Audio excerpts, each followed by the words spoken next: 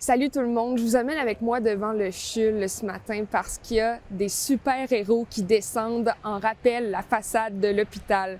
Ils sont juste là, Batman et Spider-Man, qui vont saluer les vrais héros du quotidien, c'est-à-dire les jeunes malades qui sont souvent immunosupprimés, qui ne pourront malheureusement pas passer l'Halloween en compagnie de leurs amis demain. Ils sont hospitalisés, donc on veut vraiment amener l'Halloween à eux.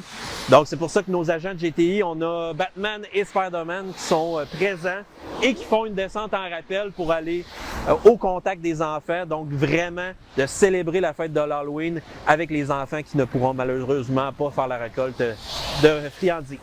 Donc, il y a des agents du SPVQ et du GTI qui distribuent des bonbons à l'intérieur avec des mascottes et il y a aussi les super-héros qui disent allô à travers les vitres tout au long de la matinée parce que le but, c'est que ces jeunes-là qui sont à l'hôpital puissent célébrer l'Halloween à leur façon.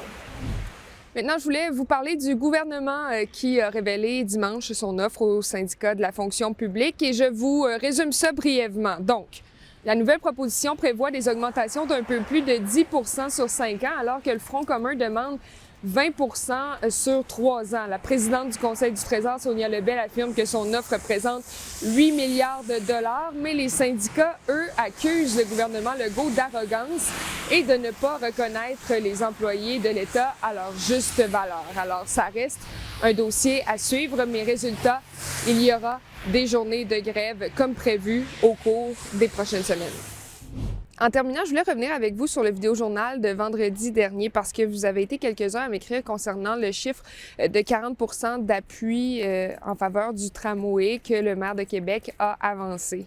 En fait, après vérification, si nous voulons être en mesure de comparer avec les sondages précédents, il faut plutôt utiliser la donnée de 36 %. Le maire de Québec a choisi le chiffre de 40 %, mais cela ne prenait pas en considération les 10 % de répondants qui disent ne pas avoir assez de connaissances pour se prononcer.